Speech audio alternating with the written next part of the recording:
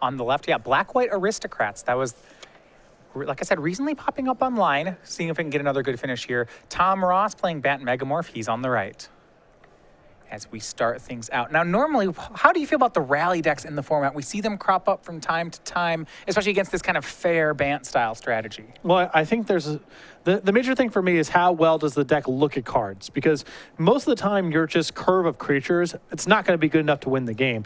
So how reliably can you search for the other pieces? And that's where you see things like Satyr Wayfinder be a pretty big cost for this deck to lose. That said, I think this deck is a little bit better equipped than some of the previous versions to win kind of naturally. You have 4 copies of Hangerback Walker, and you can do some very synergistic things with that and Nantuko Husk.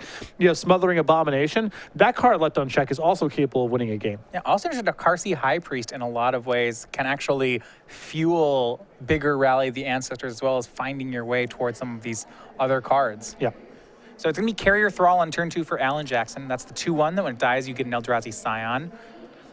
Tom Ross has a Warden of the First Tree as we go back to Jackson on turn 3. So with the way the mana bases look now, the type of deck that struggles the most to get enough mana fixing are 2-colored non-allied decks. And to that end, Alan Jackson playing 4 copies of Scoured Barrens, a cycle of lands that's basically fallen off the radar, but it's necessary for him to get enough mana fixing into the list. Yeah, not actually running Shambling Vent, which I was a little surprised to see. But if you have no interest in activating a creature, perhaps the life gain is just better. Yep. I mean, it's probably better against a deck like I would say a Tarka Red. I'd rather have 1 life than a Shambling Vent that requires a lot of mana to activate. Yeah, Alan's turn 3 was a Sultai Emissary. No third land. It's just kind of, you know, you look at his deck, okay, he's 4-0, but at some point it looks like there's just a crew of draft commons. Though I'm sure Ross is aware roughly of what's going on here. I mean, these cards don't show up for no reason. Yeah, there's a lot of death triggers going on for sure. Tom opts not to attack with this Warden.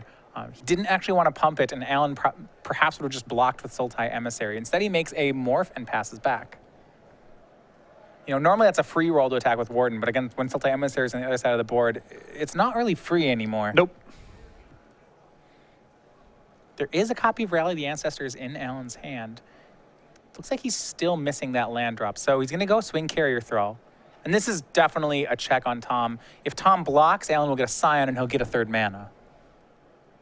I believe Jackson's draw for the turn was also Quetzalcoatl, so he has land number 3 no matter what. Interesting. I mean, in Tom's spot, this looks like it's a mana-screwed opponent trying to get a mana. But as you said, the draw is Quetzalcoatl, so not so. Either way, Tom blocks. Deathmist Raptor in the yard. Jackson will get a Scion. And as you mentioned, we do see the land here.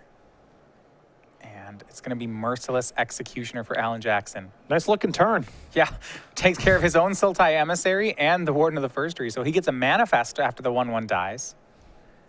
And yeah, he's doing a pretty good job of just playing fair magic at the moment. Now, when Tom starts going for cards like Siege Rhinos, then Siege Rhino is the king of fair magic. Yeah, at that point you had to pivot and try to become a Rally of the Ancestors deck. But Jackson so far doing a very good job just handling random creatures out of Ross's deck, which is impressive. Here's Knight of the White Orchid from Tom. 2/2 for strike.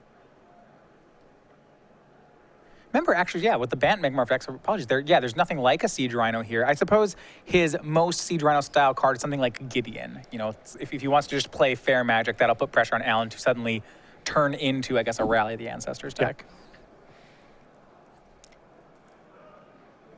Knight is the play. Now, Alan continues to go wide with the board. This is Zulaport Cutthroat. Plays that. And has another Sultai Emissary in hand, so he's going to go ahead and crack a fetch land to try to make that creature. And this is where he starts... seems to look like the synergy part of his deck now. Yep. Cutthroat's a big part of this. I imagine this is the most reliable way to kill via Rally. You just have this and Nantuko Husk and a bunch of other creatures in play. You can kill from there. Also, when the game looks like this, where maybe you're trying to set up a longer game or maybe you're just trying to play fair magic, you just get these little chip shots in with the Cutthroat. Yeah, Hangerback Walker on 1 is the other play, and he passes the turn. So 5 creatures on Alan's side.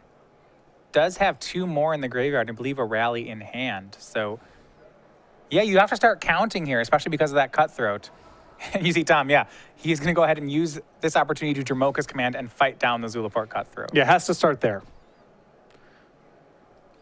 will drain Tom down to 17, but now with a 3/3 first strike in play. So Tom's not taking damage, at least until Alan gets a Cutthroat back, but then it doesn't look like right now that he can afford to attack. So what's his line? You know, he needs to start getting in for damage here, right? He needs some flyers.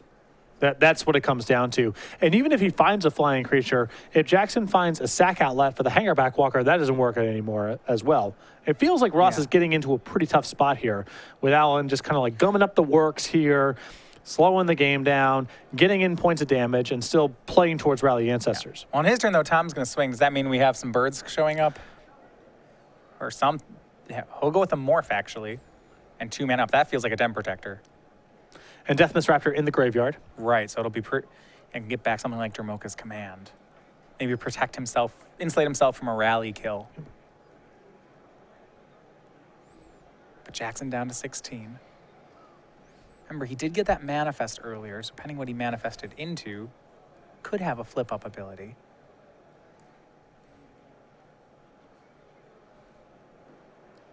And it's going to be a face-up Grim Haruspex from Jackson. Sultai Emissary, the last card in his hand.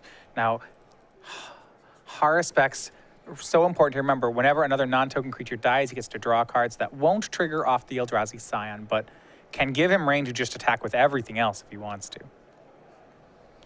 And if you assume that's a Den Protector as the Morph, Tom probably needs to fight down this Grim Haruspex. Yes.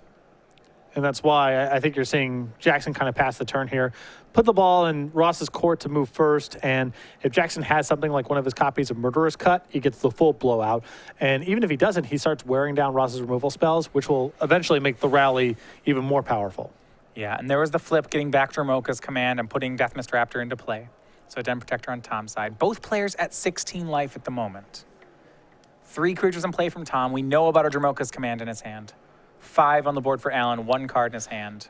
But so many cogs in play, right? Grim Haruspex, Hangerback Walker. And Ross probably needs to just make a move and kill the Grim Haruspex and see what happens. He can't even really attack with Den Protector in this spot because Jackson can block with Merciless Executioner, trade, and draw a card. Even that alone is too bad for Ross, I feel like. So he may have to kill Grim Haruspex, see what the response is from Jackson. Right? I mean, on Tom's side, his concern is something like Murderous Cut, right? He's worried that if he goes for this fight, he'll just lose both cards. But because he's so paralyzed by the Haruspex, yeah, he's going to go for the play anyway and be shielded down to the kill spell. Yep, it's dangerous, but I don't think Ross can really proceed on the board at all with Grim Haruspex in play, so this is the cost he's got to pay. All right, counter on Deathmist Raptor, and Deathmist Raptor will fight Haruspex. And as we know, Jackson does not have the cut. His last card is another copy of Sultai Emissary.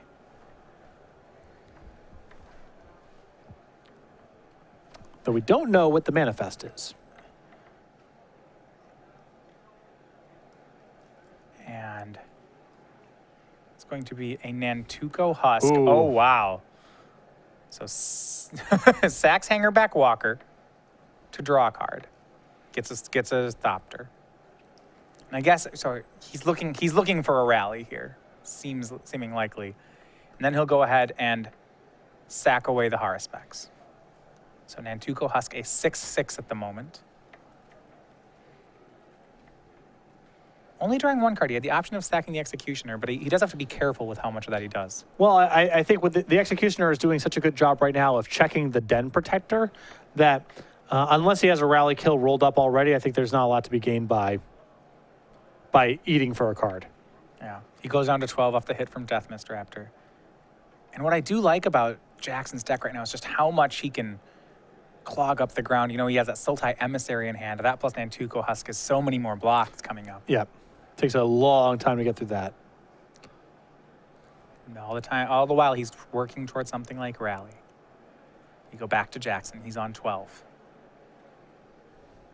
Draws a land.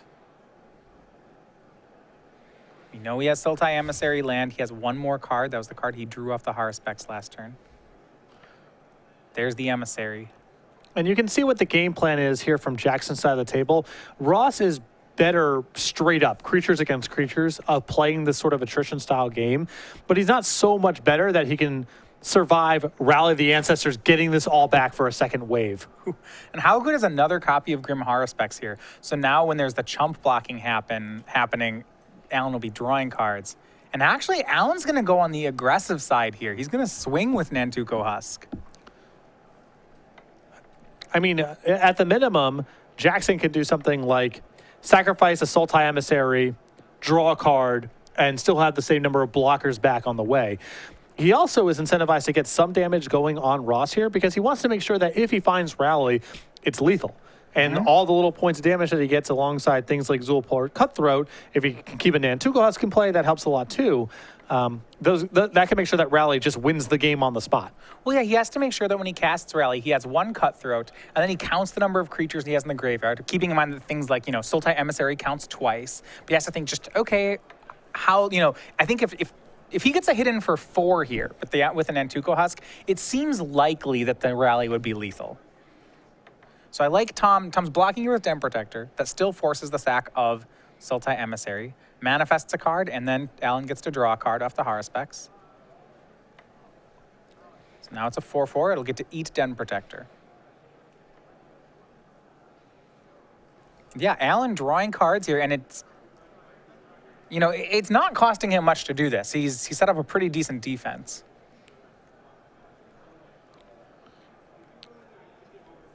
And forget what I said about, Ross being a favorite just pound for pound creatures against creatures. Yeah, it's barely that way, if at all. Grim Haruspex plus Nantuko Husk makes attacking and blocking very problematic for Ross. Well, we'll see if Nissa Vastwood Seer's flipped side can do anything about that. She'll draw a card. That's the Windswept Heath. It'll go into play. And it's tough because if you're in Ross's position, it's only a matter of time. Jackson's deck definitely has Rally the Ancestors in it. He's looking at a lot of cards, and you can't wait forever to try to win this game. On the other hand, Jackson's kind of just winning the game on the table. Yeah, and there's not a lot of attacking that can be done. Yeah, I mean, Jackson can just continue to swing this Nantuko Husk. And, when blocks happen, he can still block sack with creatures and draw cards. And Jackson can even take this hit from Knight of the White Orchid. He doesn't have to move on this. Right, Knight's going to swing in. And that's what he'll do. He'll go down to 9. At some point, if you're on Tom's side, do you just have to trade this Death Mist Raptor with Nantuko Husk? Husk is so good right now. Yes. I don't see any other way for him to block this card effectively. Merciless Executioner was the draw for Jackson. This mono black version, remember, plays multiple copies of this card. And really the only way for Ross to be able to beat this level of attrition is by getting good trades with Death Mist Raptor, drawing Den Protector, and getting everything back. So Ross is already incentivized to find blocks with Death Mist Raptor when they're available. And this Nantuko Husk is approaching lethal. And it also just represents so much flexibility with Jackson's ability to draw cards, to manage combat, that I assume Ross is just going to go for a block here. All right, well, here's Nantuko Husk. Tom is at 16, so not just dead if he doesn't block, but yeah. Here's the Death Mist Raptor. Okay, the trade will happen. Now Alan has to decide if he wants to sack anything in response. He's going to flip up Zulaport Cutthroat. That was the manifest. That is bad news if you're a Tom Ross fan. So first he'll start out by sacking the token to Nantuko Husk. It becomes a 4/4 and drains Tom for 1. Now remember, he doesn't draw off of that. It's non-token. Exactly. Now they trade. Triggers off both. So Tom down to 14, Alan to 11, and now Alan draws a card.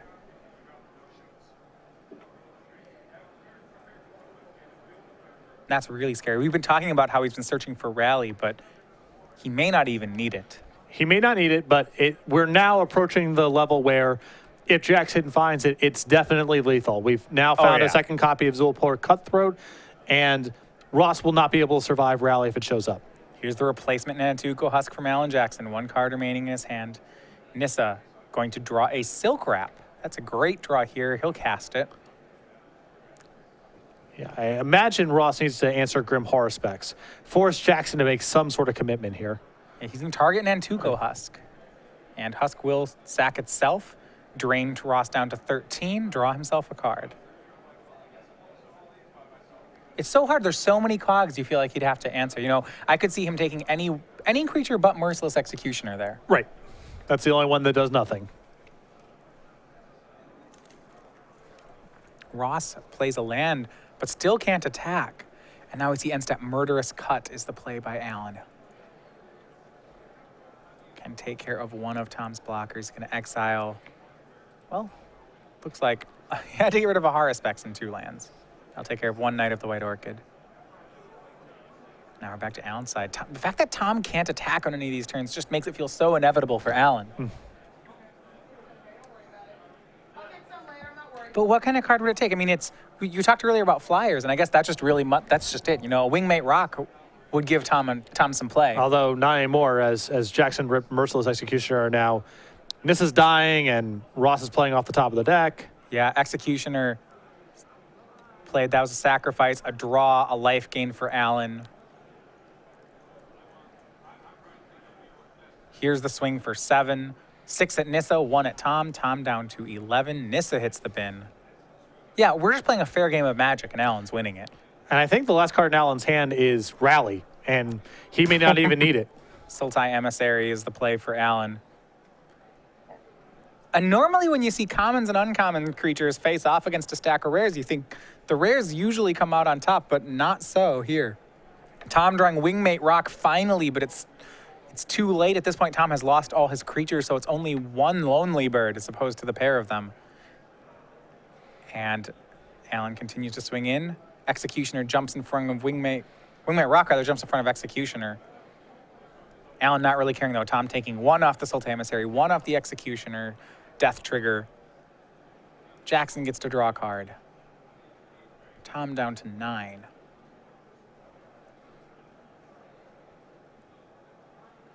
A lot of small triggers going on here. Make sure that Alan gets everything. Yep, he had life gain, and now it looks like he's drawing the card. So there we go. Yeah, Rally was, if he didn't have it before, he has it now. Rally was the draw for the turn. Or rather, was the draw off that death. And it's super lethal. Oh, yeah, there's 2. So, with 2 Zulaport Cutthroats in the graveyard, they're all going to come back, along with a lot of other creatures. Nantuko Husk for outlets. Yep. Ross knows the deal. So 2 Cutthroats comes into play, Nantuko Husk comes into play. He sacrifices 5 creatures. Each one drains Ross for 2, and that's 9. That'll be game 1 for Alan Jackson. Very impressive stuff. What I was impressed by that is when you think about these Aristocrats decks, we talk about them as rally decks, and I would think, in this kind of matchup, I felt like Jackson's game plan was to buy time until he found Rally, which is a fine game plan. But what really surprised me there is that, okay, he won it with Rally, but he would have won it without Rally.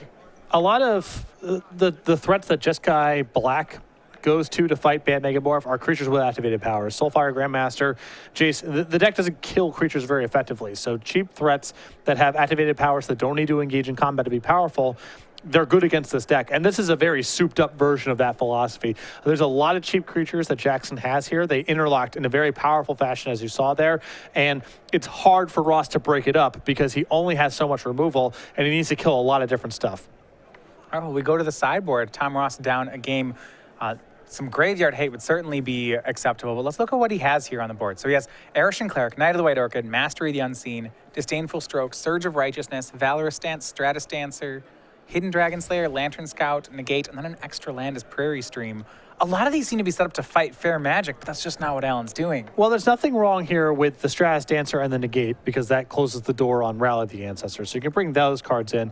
And I think even though the game isn't quite about combat, Surge of Righteousness probably does enough work against Nantuko Husk where you can bring this in. But you're right. He's light on cards that affect this matchup. So if Tom can use counterspells to stop the Rally of the Ancestors plays, that game he didn't win the fair Magic game. But do you feel like a lot of the time he still will come out on top? It's tough. He doesn't interact with the board that effectively. Jackson's going to get a lot of draws that sort of don't go anywhere. He is relying on a couple key cards like Grim Haruspex and Nantuko Husk to do a lot of work. And if he's just on Sultai Emissaries and Carrier Thralls and Zulaport Cutthroats, Ross's creatures are better than those threats. He can overpower those, but it's hard for him to break up the synergies. All right, we look at Alan Jackson's sideboard. Cards like Hallowed Moonlight, Duress, Felidar Cub, Minister of Pain, Hidden Dragon Slayer, Surge of Righteousness, Radiant Purge, and Murderous Cut. I really liked how he played out game 1. Now, I don't know what he'll go to here game 2, but I wouldn't be surprised if his sideboarding's light. I think the 2 copies of Murderous Cut are no-brainers here. And past that, I think Minister of Pain could be okay in this matchup. I could take it or leave it, but yes, I think he's going to be sideboarding really light. Most of these cards are committed for other matchups. Well, what are the cards that he has to worry about out of Tom's deck? On the surface, Wingmate Rock seems like it would be very good, but what else does he have to answer? Death Raptor, Den Protector. Okay. And, Jackson's answer for that sort of stuff in most games is just going to be rally the ancestors and kill you. But we saw that game, when it slowed down, Ross was able to hang a little bit with those kind of cards. If Ross is able to contain cards like Grim Horospex and the Nantuko House, the cards that do the heavy lifting, he can win a slow, drawn-out game. Wingmate Rock would also be valuable in that sort of setup. So if Ross gets a couple Death Mist Raptors going, then maybe he has a shot in the late game? Yes. All right, well, we'll see if he can do that this game. Tom Ross on the play this time starts out with both players trading lands. We talked about Scoured Barrens, part of the mana base for Alan Jackson. Those two-color enemy decks, even though they're just two colors, sometimes do have mana issues. Yeah, it's not pretty, but, he's trying to cast a bunch of cheap black stuff, and he's got a double white spell in his deck, and that's just the cost of doing business is you got to play with a couple of those. And we'll see where Tom gets to lead out on then. Mana base here of 8 Swamp, 2 Plain, 4 Caves of Koilos, 4 Cigar Barrens, 4 Polluted Delta, and 1 Prairie Stream. Prairie Stream being a plains that he can go get with Polluted Delta. Right, it's helping Polluted Delta actually be a dual land. Snapping Gnarl's the play for Tom Ross, and Sultai Emissary on Alan's side. Yes, we still are playing Constructed, but kind of start you'd expect to see in a different format. Silk Wrap takes care of Sultai Emissary. Snapping Gnarlid swings in for 2. No land drop from Tom, passes back. That's another card that's one of Tom's best in the matchup is Silk Wrap. Remove all that exiles, and it's cheap enough where it's not, Utter End's probably too expensive to be good most of the time. Ross will take every copy of Silk Wrap and Stasis Snare he can get his hands on. Go back over to Alan's side. Land number 3. Things were okay for Tom. Silk Wrap on the first creature is very good, but he missed that land drop. We'll see how Alan Jackson can capitalize.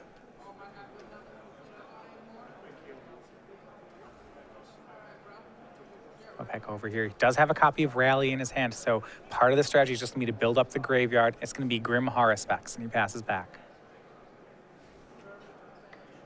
From Tom, he's going to miss the land drop again, it looks like. Den Protector, Gideon, Wingmate Rock.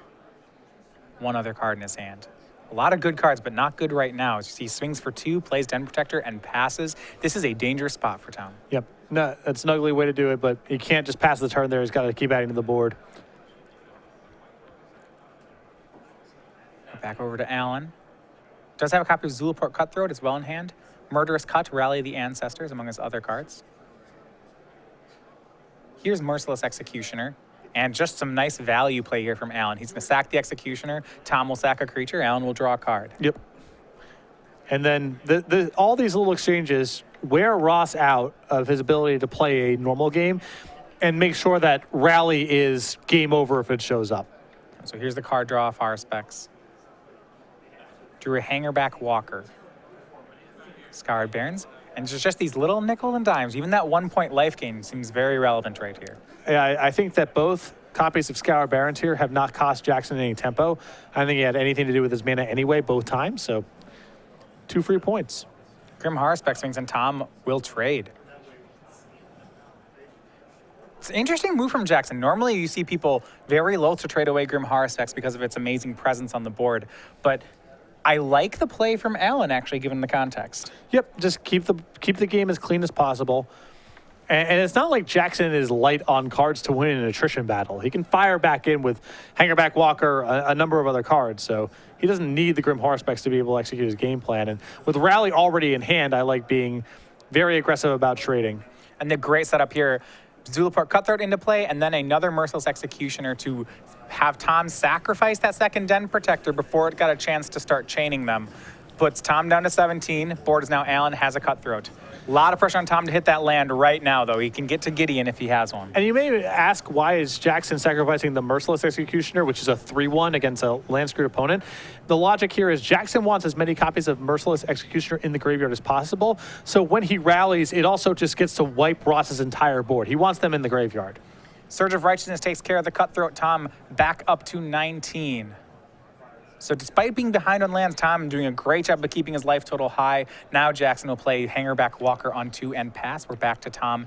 Does not hit land 4, but he'll have it for next turn. It's Nissa Vastwood Seer. She finds a forest. He'll play it and pass. The problem is that Search of Righteousness is basically a mulligan the way the game is playing out. Jackson is just leading this game down the road where Rally is going to be a full wipe on everything that Ross has, and these removal spells have very little value in the meantime. Yeah, absolutely. I mean, it saves him some life, and then he gains 2 and didn't take 1 off the attack. But if that rally is lethal, then life gain doesn't matter here. Yep. And that's the problem with some of these sideboard cards.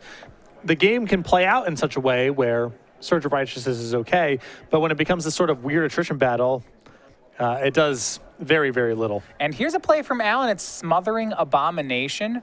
He's going to play it and then pump Hangerback Walker, getting ready to sack the Hangerback next turn. Smothering Abomination could be very strong here. So this is a rare here, if you haven't played with it, from Battle of Zendikar. 4/3 flyer for 4. At the beginning of your upkeep, you sacrifice a creature to it, but whenever you sacrifice a creature, you draw a card. So it kind of has that Grim Haruspex clause on it. With Hangerback Walker, that's really powerful. And I think this is a tool for Jackson to win normal games. It's not very good at allowing him to combo out, but it is a card that he can play on turn 4, start wearing out his opponent over the course of turn 4, 5, and 6, and then win the game with Rally after that. Well, if you look at it here, it's a 4/3 flyer, and it's going to make a lot more flyers in a second. Tom, though, was able to swing and raid a Wingmate Rock, so that's one of his best lines. We'll see if it's enough. Smothering Abomination, as we pass back, Abomination sacks the Hangerback Walker. We'll see if Alan wants to pump first. To get a 4th Thopter, he does. So he'll draw a card off the sacrifice. Then he'll get 4 Thopters, and then he'll draw a card for turn.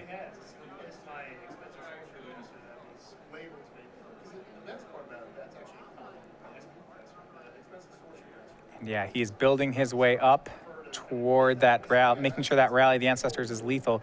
Does have copies of cards like Murderous Cut in his hand as well. And you were saying he can just pull the trigger on a quick rally and just Merciless Executioner away Tom's board, right? Yeah, if he wants to. I don't see any reason for him to rush it.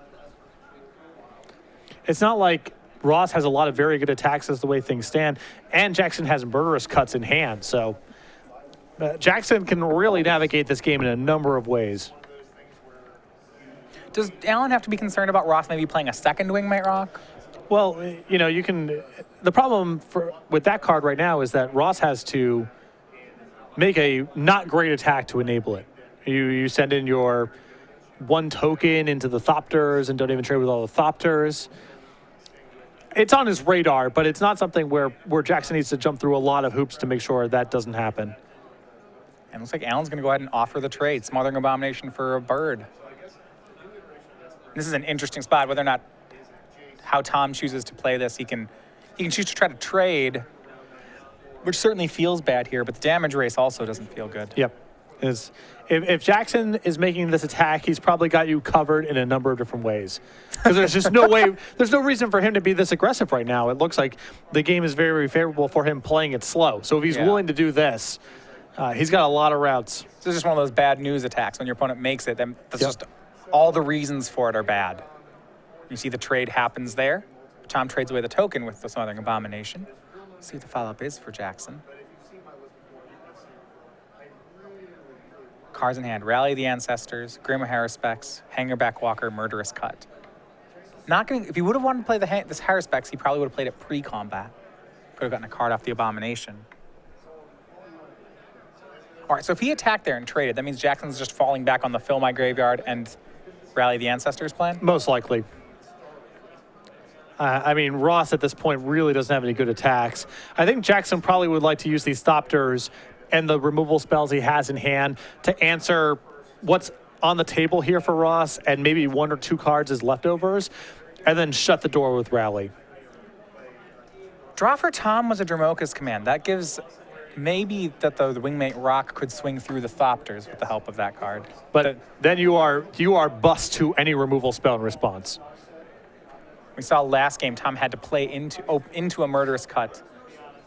The severity of the situation really forced him to do it. It feels like a lot of the time Tom's not going to have the luxury of playing around cuts. Plays Deathmist Raptor for the turn, leaving up Dromoka's command mana, and he'll swing with both. Nissa and Wingmate Rock. Tom gains 2, goes to 20. Now we go to blocks. If Alan blocks and delves Murder's Cut, he'll have to get rid of 2 creatures. He has 1 land in yards. That's not even bad. And if Jackson feels like he doesn't even want to worry about Dromoka's Command right now, he can just put all the Thopters in front of Nissa, which is just the block you see right here. There's not a whole lot here for Ross to do with the Dromoka's Command. Yeah, absolutely not. And he takes care of the Nissa. Loses 2, goes down to 14. Still has 2 Thopters and a hanger back left. And I really like the pacing of this game here for Jackson. It is not clear that he's losing the game straight up, and he leaves rally back the whole time. And Tuco Husk the play for Alan Jackson. He has 2 Thopters. He'll swing them both in. Remaining cards still has a Haruspex, a Murderous Cut, and a Rally the Ancestors, as well as a hanger back to pump. And now he'll play Grim Haruspex, taps out for that, so no pump for hanger back. Now that he's tapped down, we'll see if Tom wants to take the opportunity to Dromoka's Command. Not yet. Draws a land. And this is a spot here from Ross where he's kind of got to answer the board right now. He's got to use whatever spells he has left over and whatever threats to answer Haruspex and then Tuco Husk, because it just represents too much in the long term. Ross doesn't have a whole lot of cards left in his hand, and he doesn't have a whole lot of threats in play. So I think Jackson has gotten the game to the spot where Ross has to fire off his last couple of salvos here, keeping his head above water on the board, and then Rally's going to bury him. It's going to be 2 edicts on the way back, a lot of cards, a lot of draining from the cutthroats. Yeah, Rally's going to represent at least 10 points, somewhere around 10 points of drain. Though that's not to say that it'll be lethal, but all the sacrifices that Tom will have to do to Merciless Executioners will still be enough. So here's a swing from Tom. He gains 2. You see from Alan, it's a block with Hangerback Walker. He takes 3, goes to 11, gets a Thopter, draws a card. The yard just continues to fill here. Gideon makes an ally for Tom. And it seems like Tom may be hanging on to the Dromoka's Command for, it'll be good if Alan goes for a rally. He can maybe try to get Zulaport Cutthroat off the table before it drains too much. But even then, the stack's going to be really problematic for that. Yep. And Tuco Husk being able to sacrifice lots of creatures at instant speed prevents the effectiveness of that play. Been a very impressive display, though.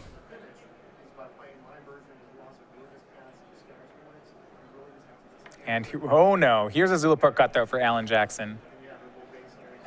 This is really lethal now. This may force the hand on Dromoka's Command.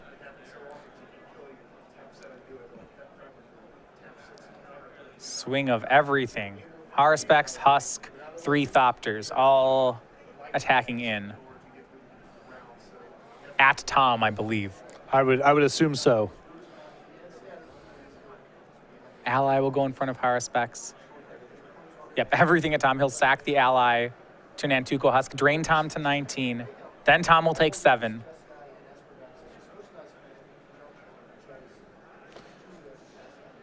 Go to 12. And Alan's got to be a little careful here, just because if he can't kill the Death Mist Raptor in response, Tom can use Dromoka's Command to fight down the Nantuko Husk, no matter how large it gets. So he needs to make sure he can kill a Death Mist Raptor in response, if he respects the possibility of Dromoka's Command. So it looks like actually before damage, he's going to sack the Cutthroat as well for 2 more. That does drains for 1. And this is all still before damage. He's going to go for this rally. Yep. Now, if Alan has him covered regardless, then that's fine. Well, even if Tom fights down the Husk in response, then the Husk comes back off Rally the Ancestors, and there's enough drains here that Alan just has him dead. Yeah, there's no way to manage this. That's right. If he doesn't fight it down, yeah, the Husk will just be in play with 2 Zulaport Cutthroats. Yeah, I assume that Jackson would have to be able to kill the Death Mist Raptor in response, but that's not the case because there's no window here to kill a Nantuko Husk. Remember, right now the Husk is a 6/6 already. This is a great quantity of creatures in Alan Jackson's graveyard. 2 cutthroats should be good enough. All right, before rally, he's going to fight down the husk.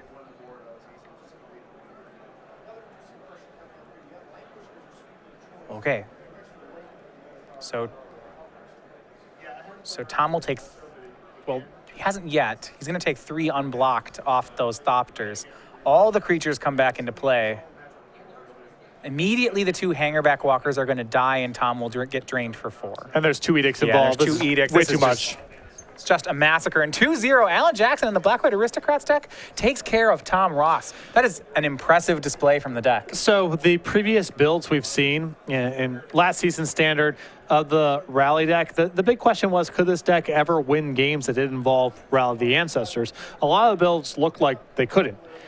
Jackson there was pretty close to winning both of those games, even without Rally the Ancestors entering the equation.